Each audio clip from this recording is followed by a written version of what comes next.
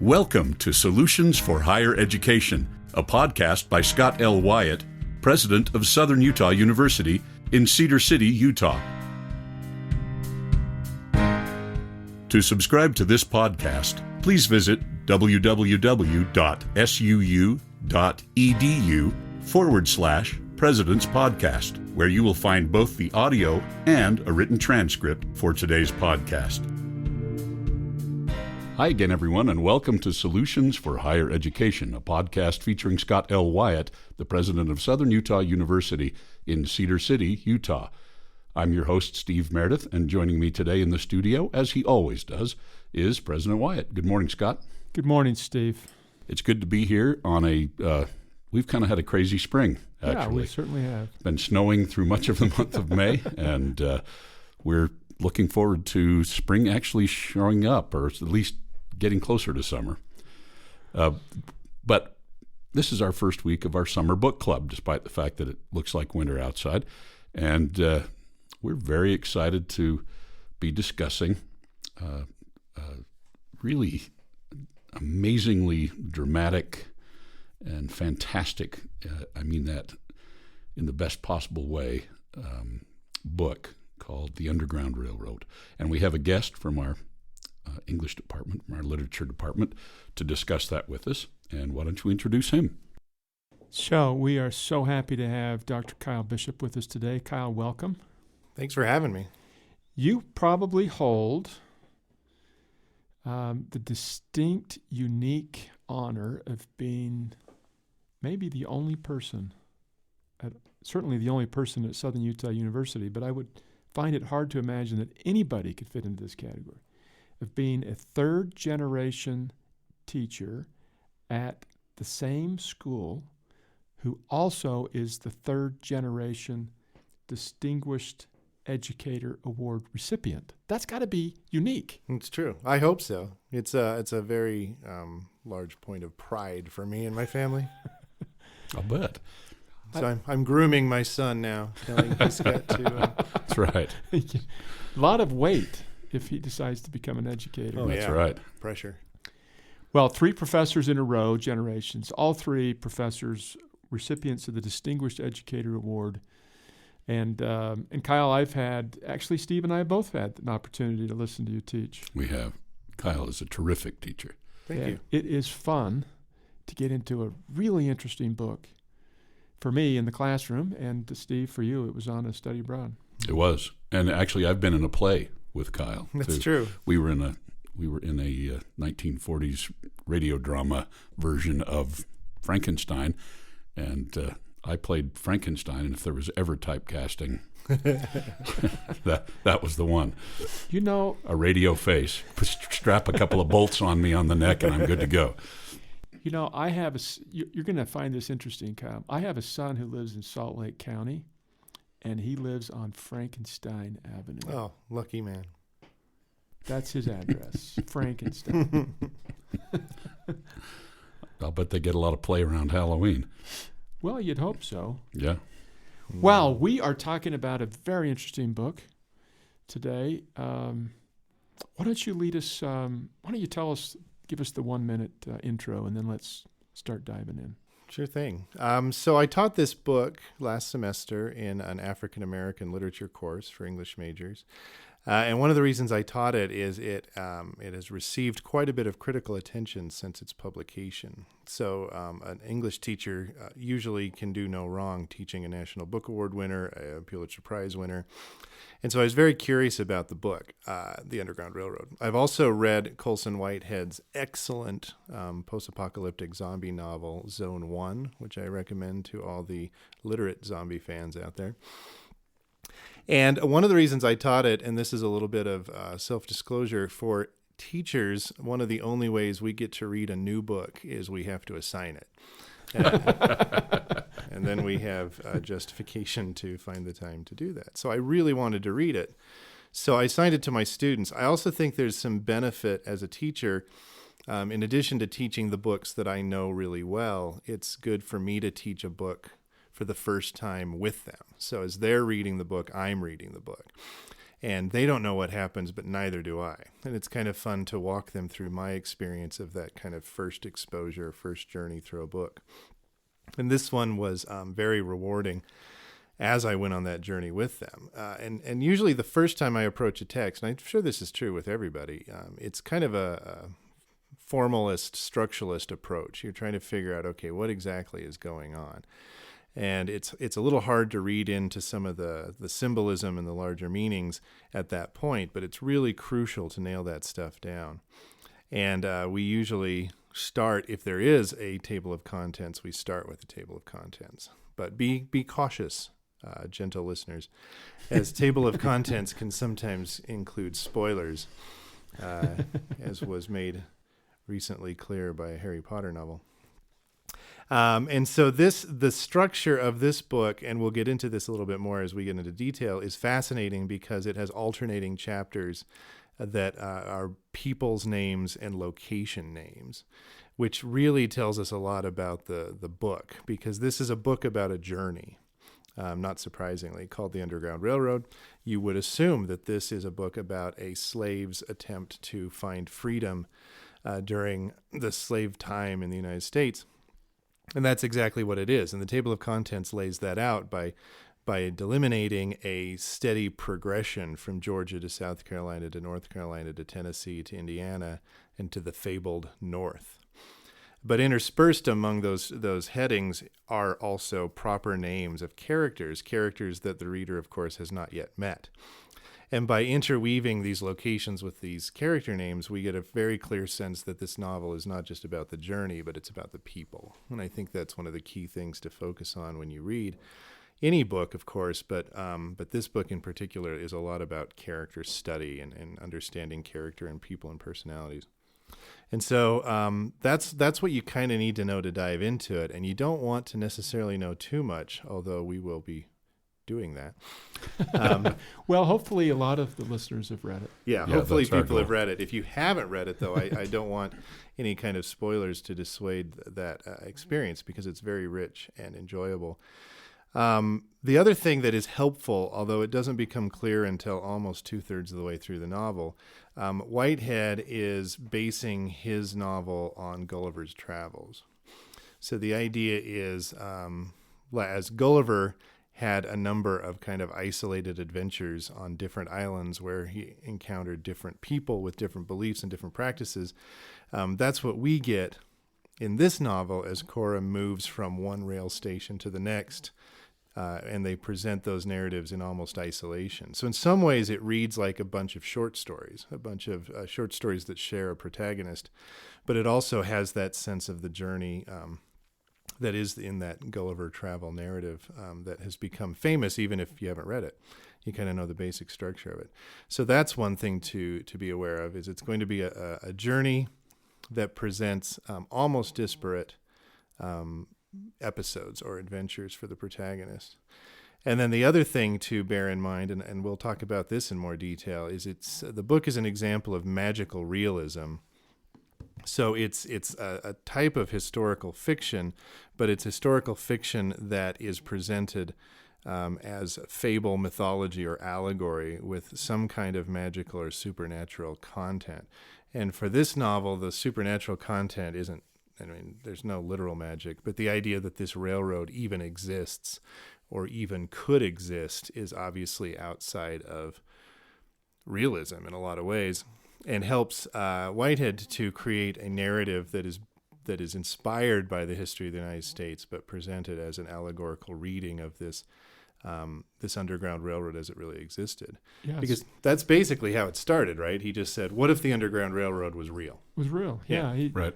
I read a interview with him on NPR, and some people have been frustrated that he presents the Underground Railroad as a real railroad, underground. Yeah. And that they were a little disappointed. And he says, yeah, but when I was a kid, I thought the Underground Railroad was real. And when I found out that it wasn't real, then I was disappointed. And that was kind of the seed planted in his mind to create this story, imagining that the Underground Railroad was a real secret Underground Railroad. Well, and that's part of the brilliance of his conceit, the idea that the Underground Railroad was already an allegory. It wasn't literal. It was a metaphor for some greater cause. And so he literalizes that aspect and then crafts a story that's allegorical on a different level, on a different layer. So it's operating in that initial tradition, but turning it on its head. The Underground Railroad could be seen as the mechanism to take Cora from story to story to story to story. But the metaphor of the Underground Railroad, in contrast to Harriet Tubman's metaphor of the Underground Railroad, I thought was really fascinating. The thinking that they never know where the railroad is going, they don't know how fast it's going, they don't know what the condition of the train. Right. Yeah. It's dark. It's not clear when it's going to show up. Right. There are some stations that close down and nobody knows. Just the journey from story to story to story, I thought was a fascinating part of this book. I liked the Underground Railroad piece of it, the metaphor of never knowing where life is taking them. Well, it literalizes those aspects of the actual Underground Railroad that you just illustrated, that these slaves, in their desperation to seek freedom, also really had to exercise a tremendous amount of faith.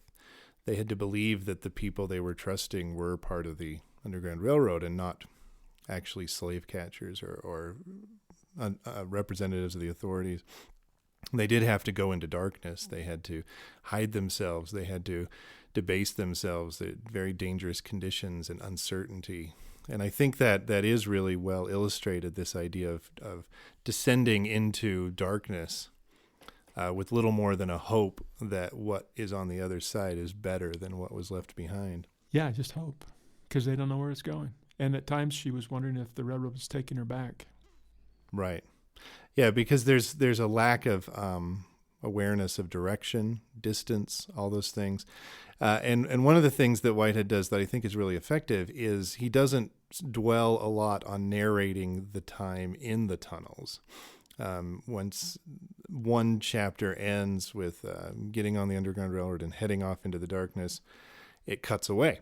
And then we come back to Cora's story, and she is at her destination, sometimes has been for a while. And so he kind of excises some of that that uncertainty so we can get to the next part of the story, which leaves the Underground Railroad portions in a lot of ways to our imagination, which I think is so key historically as well, right? Yeah. Kyle, what do you make of the idea that every time she gets on the train, if I can use that phrase, because at the end it's not much of a train. Right. It seems to be worse than the time before. Yeah. That there's a diminishing quality, or maybe an increase in the danger and faith required to get on. Absolutely. It's a tearing down and it's a wearing down of her, but at the same time, that's an increase in faith.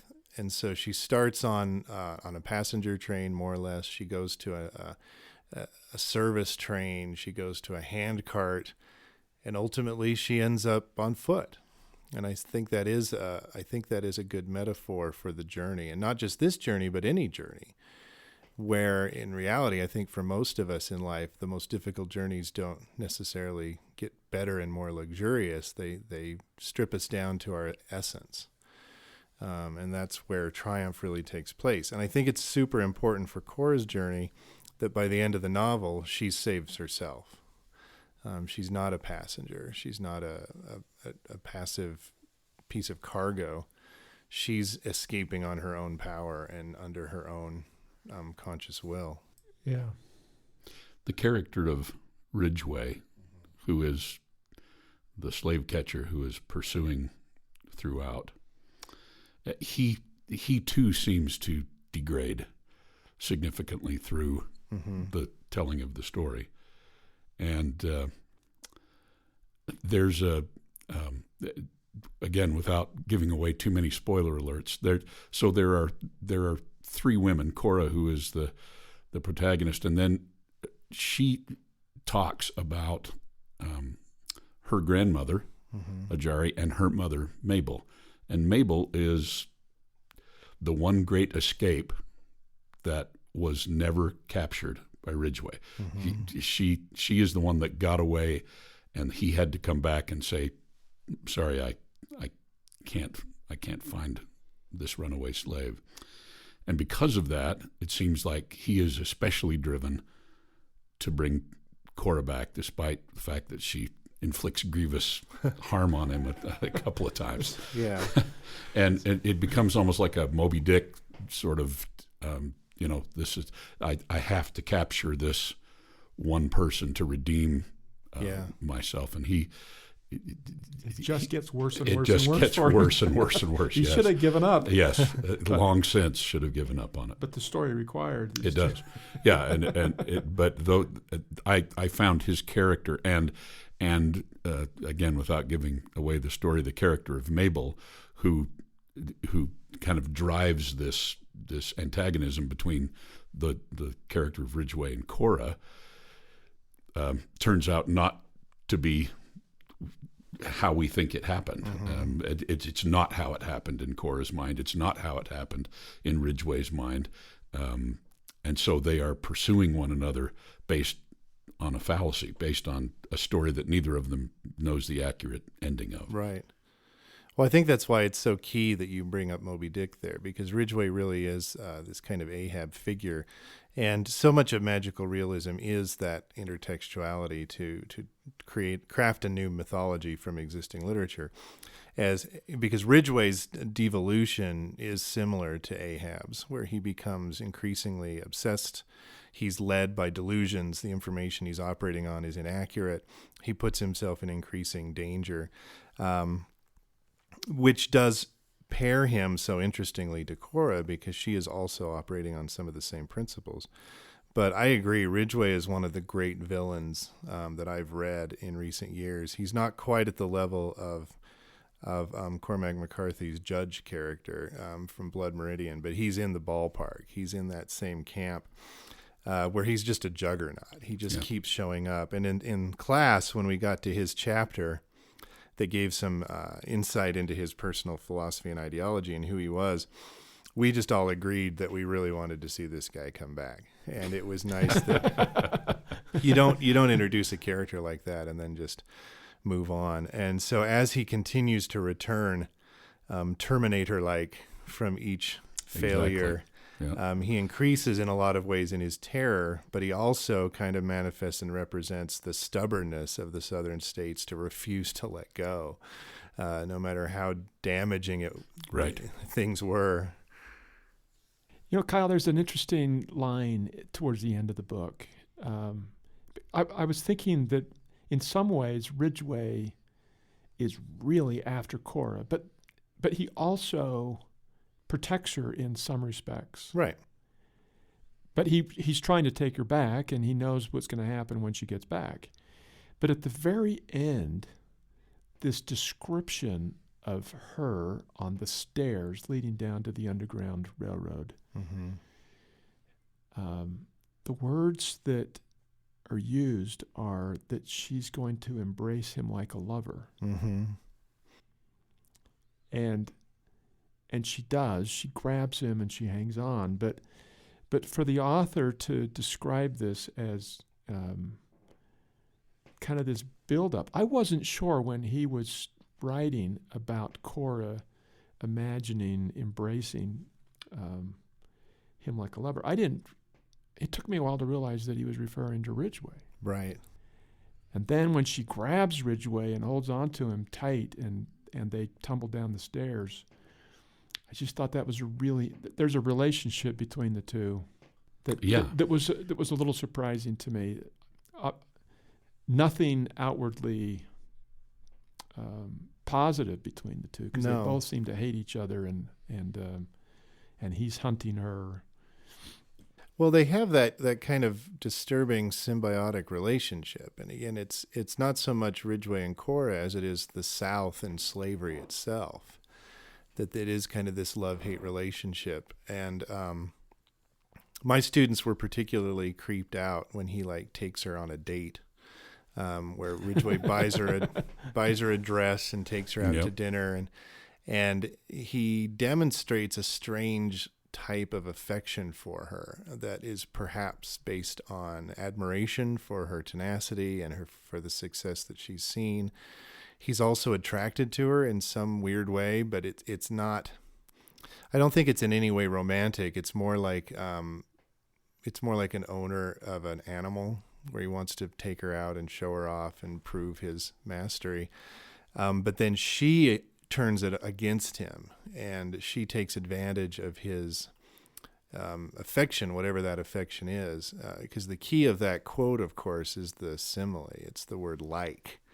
It's not that she does love him. She's going to do it as if she did, because he loves her in the way that the South loves slavery, and she hates him in the way slaves hated the South. But it's that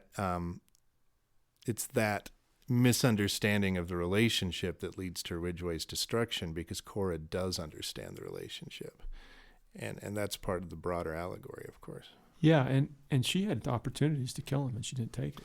Well, right, because that's not her in so many ways. And of course, if in the broader scheme of things, she does more damage to him by letting him live, because then he has to deal with his failure, and his fate is mildly ambiguous, which I think is also important for the larger story. Her fate is somewhat ambiguous. Her fate is tremendously ambiguous, and that's one thing that frustrates a lot of people with more modernist or postmodernist writing, is it's the ambiguity. Authors love the ambiguity, because we don't really know when this story takes place. We don't really know if this is an alternative history where there was no Civil War, or if this is pre-Civil War, or because it's my students noticed that it reads like a dystopia. It reads like a post-apocalyptic narrative in a lot of ways, particularly the narrations of the Carolinas, which are set up as a utopia that is gradually revealed to be anything but. I mean, each one of these episodes is a type of Twilight Zone, right? And I think that ambiguity lends itself to multiple interpretations, but there's a certain comfort in a single interpretation, and I don't think Whitehead's given us that. The story, as we go through each of the locations, so there's a part of it that I wouldn't call myself a historian, but I am a historian-like person. Mm-hmm.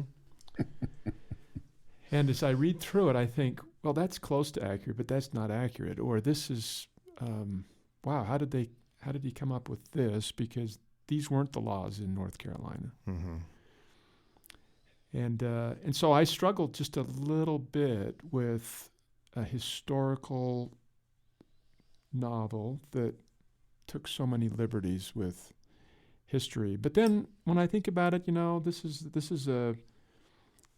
one of those Gulliver's Travels stories, and this is the story when I go on a vacation and come home. I don't tell it accurately, probably. I grab all of the interesting pieces and lump them together. Yeah, I think one way to approach it is it's not historical fiction; it's historical fantasy. It's kind of a what-if narrative, and he plays off of hyperbole. So he wants to reveal through exaggeration the problems with different types of this intentional colorblindness, or these alternative versions of equality, or how do we deal with the race issue or the slavery question. And so he shows these exaggerated extremes, be it through a well-intentioned but ultimately genocidal sterilization program, or whether it's the races will live together by eradicating one completely. So he takes these ideas, which I think were presented somewhat accurately as historical options by albeit fringe philosophers, and manifests them in their full-blown, handmaiden tale exaggerated state. And then we have to look at them and realize what's actually going on, and have to say, okay, what does that say not only about then, but what might that say about now? it's so interesting for Cora to have to determine who to trust in that regard. I mean, there were the station masters in whom she was placing her life. Right. She had to decide to trust a white person, which I'm sure in this particular case would have been enormously difficult. But then there were seemingly, as you suggest, Kyle, seemingly benevolent white folks who were outwardly trying to get rid of the scourge of slavery, but in so doing, they were also suggesting that freed slaves be sterilized, or that they, that in fact this outward benevolence was really a trap. Right. And for Cora, knowing who to trust outside of her circle of friends, of comrades on the plantation, would have just been terrifying. Right. Knowing that if you make the wrong choice, that's the end, and you go back and have a horrifying fate when you're returned. The journey she's on is not optional. Mm-hmm. It was almost for her mother. Because I think it's an interesting comparison. Her mother thought she had an opportunity to return. Mm-hmm. But Cora absolutely didn't have an option, because early in the story she kills somebody. And so she's the journey she's on is not a choice anymore. No. It's a redemptive journey to a certain extent, but it's also one that the further she goes, the less she can turn back. And it's significant that the railroad, the literal railroad, is presented as one-way journeys, because the railroad is often destroyed behind her. And so she's kind of burning her way out of the South as she has these hyperbolic adventures that underscore these larger issues. Because she does encounter complex characters, and Whitehead takes the time to give us backstory, even on characters that are seemingly insignificant, and then we start getting a richer tapestry between a character like Ridgway or one of the operators like Stevens, or Ethel, who's to me one of the most fascinating characters, where her religious zeal blinds her to her own hypocritical racism. Yeah. And so what he does there is he presents us with this cast of characters in a strangely sympathetic but simultaneously horrifying way, because my students struggled with finding themselves understanding Ridgway's ideology more than some of the other characters, because as sinister as Ridgway is as a character, the argument could be made that he's true to himself. He stands by his ideals, whereas a character like Ethel doesn't, where she represents some of the rampant hypocrisy in the system. Ethel was an interesting character. Yeah, and I think it's significant that her chapter is right in the center of the novel in so many ways. And I know that that's not nearly as significant as I like to make it out to be, but when I read books, I am always particularly curious what happens at the very middle, these turning points. And she's a little after the midpoint, but she's kind of the middle character we get, which is fascinating. But I have a tendency to overread things. So that entire segment seemed very Diary of Anne Frank to me, where she was living in the attic and lived in mortal fear of making a sound, right? Because there was a maid in the house, and they knew, the minute that she was suspicious, that she would turn her in, right? But I don't, that seems to me to be a pretty apt comparison. These were people that were, Cora was literally being hidden for her survival, for her life, and it's fortunate that and I don't remember Ethel's husband's name now. It's Martin. Martin. Martin kind of inherited the railroad stop from his father, right, and was not as happy to be in that business, but didn't feel like he could let his father's legacy go. And Ethel was quite unhappy Seriously to have Cora unhappy. in their house. Yeah. Cora had to stay upstairs. But as soon as Ethel saw herself going up into the attic to care for somebody, then all of a sudden the whole world changes. What do you make of that, Kyle? I mean, all of a sudden now she's inviting Cora to come down into the house and giving her food in the home and letting her sleep in the bed. Yeah, it's because she's now has a. Anyway, I thought that no, was, there is that responsibility, right? That she is torn between her own self of, she wants to keep herself and her husband alive, but there's also a human being in her home under her care who needs her, who's sick and who needs that nurturing. And so presenting Ethel in kind of these Christian terms demonstrates the complexity of the issue and also the hypocrisy that led to slavery in the United States to begin with. And I think it does offer a sense of hope initially that someone can change, their hearts can be touched, and they can see people for who they actually are. But Whitehead's cynicism is revealed when, of course, things go tragically south for Martin and Ethel, and their kindness is repaid through violence. And we get that throughout the whole narrative, as increasingly, as the story progresses, everyone Cora cared about and everyone who was kind to Cora dies. Yeah. Systematically and mercilessly as the story progresses, which is not a particularly inspiring narrative in a certain way, that the rewards that these people reap are not earthly rewards. but it does show the struggle. If you use this as a metaphor, it does show the struggle to help slavery, Oh yeah. to help us overcome slavery. Well, it's about sacrifice, right? What is worth the sacrifice? What is worth the risk? What are these people willing to do for Cora? And that's why, in so many ways, it's significant that the book starts with her grandma, because it really is about where people come from and who they are and how everyone's an individual and how this system, so many people are complicit, and what is it going to take to stop it, and what are the risks involved. And we get in so many of the classic heroes' journeys, of course, we get usually a male protagonist who goes on a quest to reconcile some sort of misunderstanding or allegiance to an ancestor, usually a father. And I love how Whitehead twists that and turns this into a hero's journey, which is the quest for the mother, because it's a matrilinear legacy that he's presenting here, not a patriarchal one. And so in another way, that's also what this book is about. It's about the matriarchy versus the patriarchy. It's about the female spirit versus those kind of negative masculine stereotypes. But the resolution is, like the rest of the novel, ambiguous.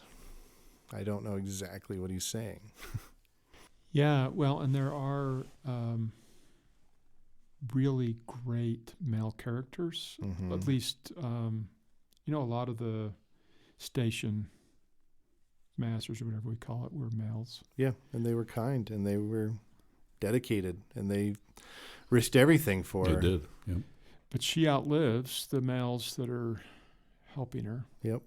So she is the character. Yeah.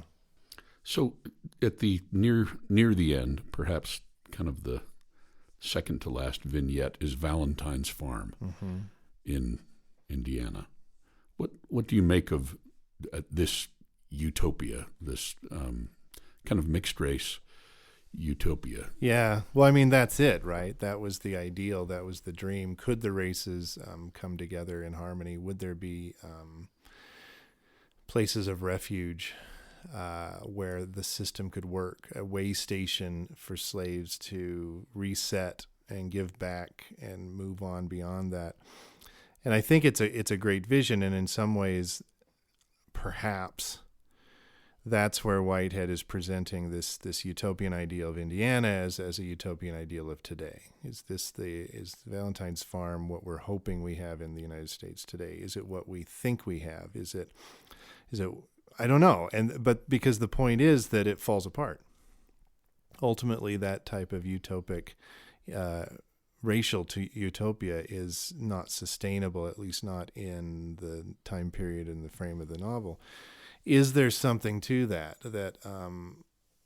an overly idealistic, utopic union of racial identity and ideology is ultimately doomed to failure? I hope not. I hope that his books are more, that he and his novels are more optimistic. But I will say Zone 1 does not have what I would call a happy ending either. Well, I think the very ending has an optimistic piece to it. I think the very ending is I think it does for her, but the one thing that, again, I go back to my students' reactions because I think they're so interesting. The final chapter, of course, is called The North, and the whole journey has been her flight to the North, but she actually ends up going west. Right. So what does that mean? That the goal was wrong to begin with, that sometimes the solutions we seek are not the ones we sought, that the journey will take us to unforeseen destinations. But I like to read it as, and this is weird, but I'm going to delve into it anyway. When I was young, I remember reaching an age where I desperately wanted to know if our family fought for the North or the South when I was studying the Civil War. I'm like, well, what side were we on? And I remember my dad saying, well, neither. we were in the West. We were out West. We weren't really involved in that. Our ancestors weren't involved at all. And so I wonder if there is kind of that sense of the South is corrupt, but the North is complicit, and the only true salvation is found by leaving the system entirely. That the North and South are two sides of the same coin, and that's the hope of the West. And yeah, President Wyatt, you could probably speak to that more than I can because you know a little bit more of the history. But I know there was a lot of mythology associated with the West. Right, and it's a interesting question to ask today, because back then, if a person was fed up with the society or the systems, they could always go west. My ancestors homesteaded on land and started in communities where there were no communities to begin with. But what happens when there's no more west? Right. Yep. And there really isn't a west anymore in the way that we think of it.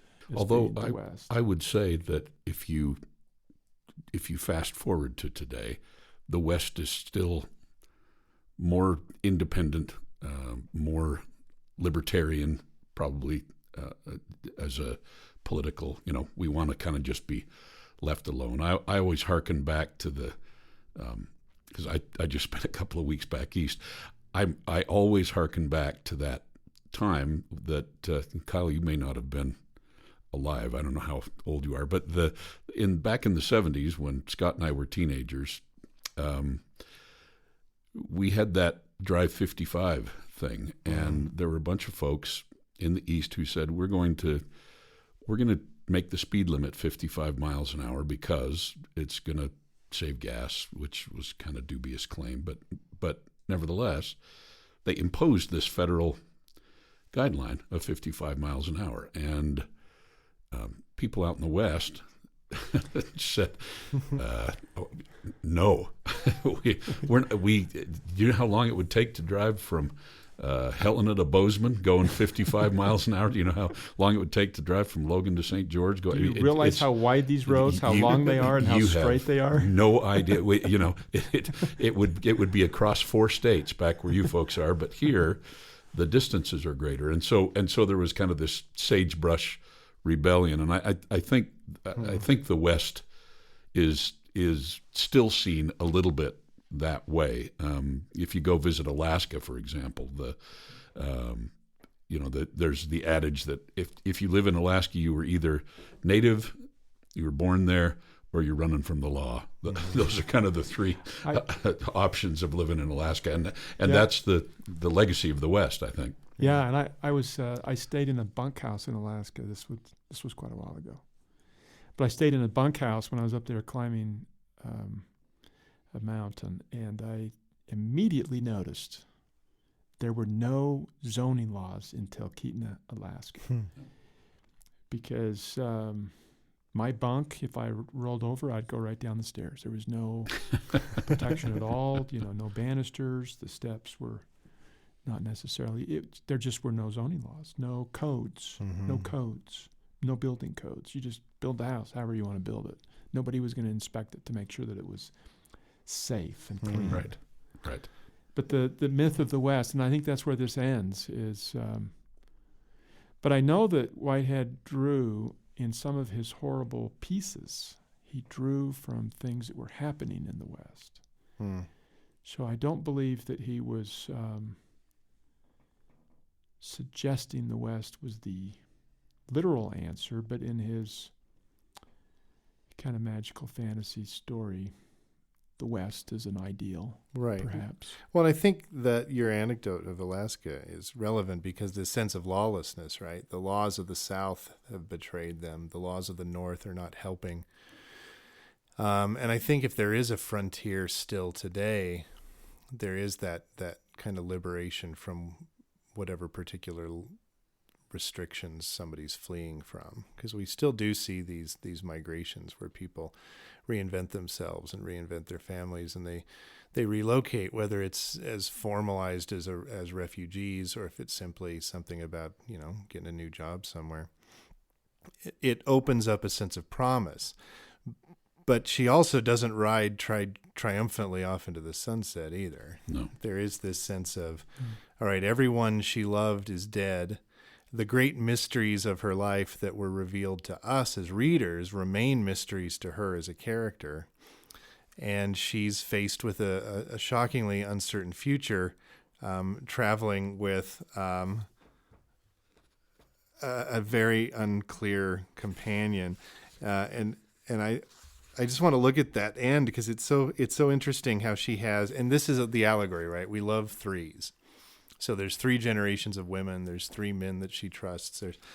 But she's trying to head north, and she's passed by wagons heading west. And the first is a white man, and she ignores him. He offers to help. Right, and she just ignores him. The second one is an Irishman, so a marginalized and figure who's discriminated against. Marginal immigrant. But an immigrant, but a white immigrant. And so she actually responds to him, but lets him pass. And so only when another black person stops is she ready to engage and to give it a chance. And then the 2 of them together go into this uncertain future, right? This idea that her salvation, she's relied upon too many white people, perhaps, and they've betrayed her, or the system of even the white abolitionists have ultimately failed her. Right. And so her future is to throw in with another of her race and go into an uncertainty rather than the certainty she has received from the white community. Well, and there were some black characters who betrayed her. Right. Yeah. I'm trying to remember the name of that kid.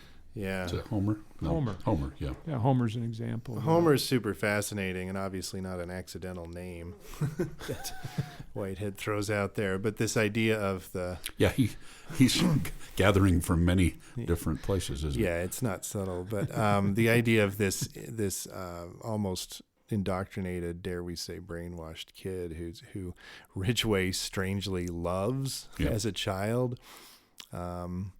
The Homer character fascinates me, and I have no idea what to say about him.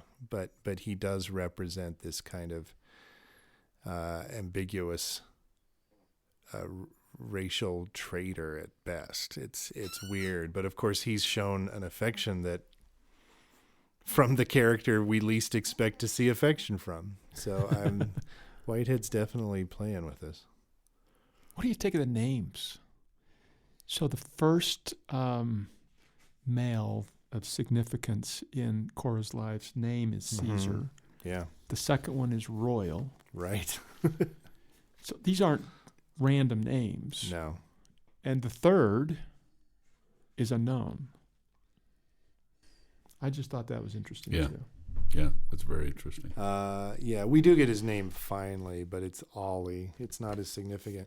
But Oh, Dolly? because Caesar, so much of it is ironic, right? Royal acts royal, but he doesn't enjoy the rights of royalty. Caesar is destined to rule, but he doesn't.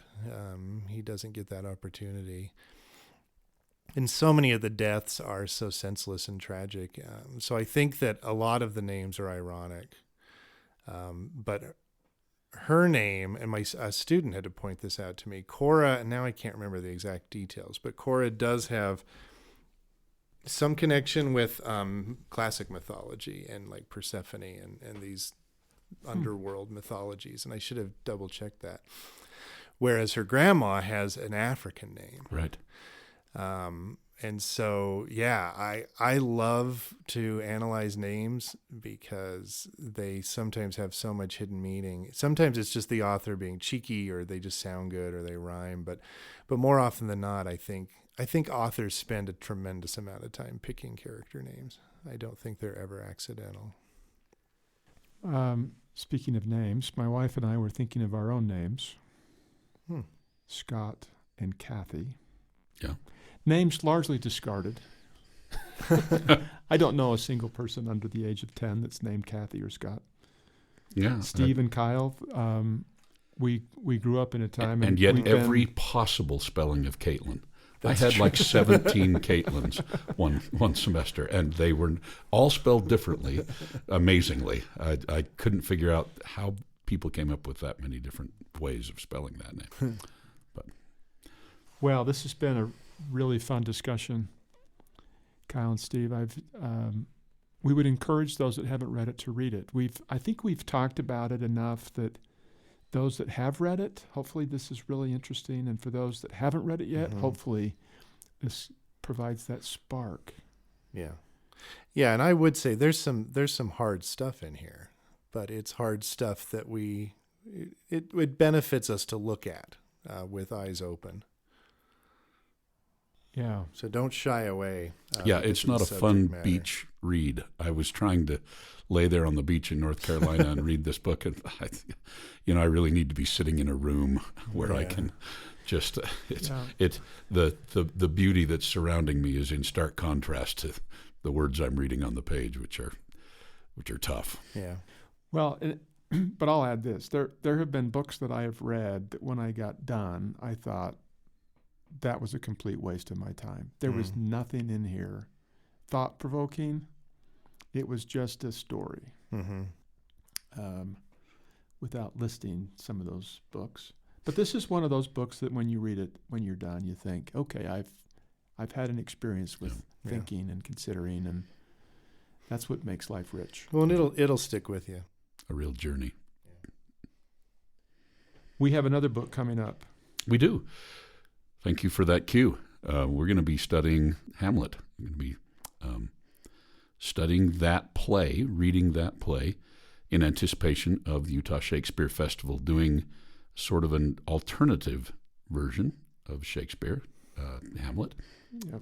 And a very, very, very slight, subtle alternative, but might, because we can't change the words, right? The play, the words are the same. It's just how the actors look and present it. Are you... You got to read the book. Okay. How much do you want to give away about the performance version of it? I think that all we should say is this is a Hamlet for today. Hamlet for today. Hamlet for today. Anyway, we're going to be joined by Joyce Tarantino from our English faculty, again, who is an expert in this particular area.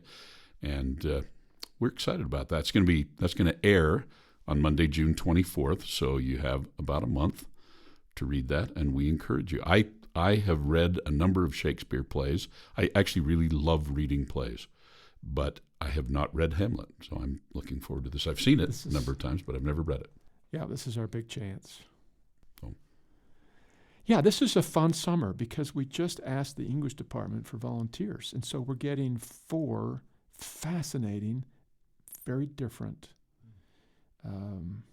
works. Yep. And the Underground Railroad was a great way to kick it off. thanks to Kyle. Great way to kick off our journey, Kyle. You Our are odyssey welcome. through the summer of reading. It is an odyssey. Thank you for letting me come on and share this great book with everybody. Well, thank you. You've been listening to Solutions for Higher Education, a podcast featuring Scott L. Wyatt, the president of Southern Utah University in Cedar City, Utah. We've been studying The Underground Railroad by Colson Whitehead. We encourage you to read that book and join us again on June 24th when we'll be reading Hamlet, Shakespeare's play, Hamlet, and we'll be joined by Joyce Tarantino. We thank Kyle for joining us in the studio today, and we thank you, our listeners, for hanging in there with us. We hope you're having a great summer. We'll be back again soon. Bye-bye.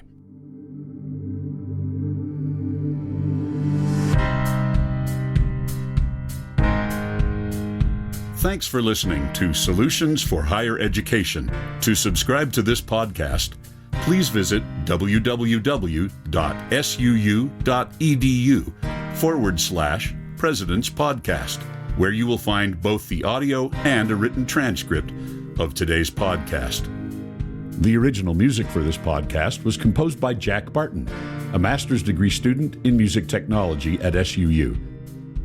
For more information about Southern Utah University, please visit www.suu.edu.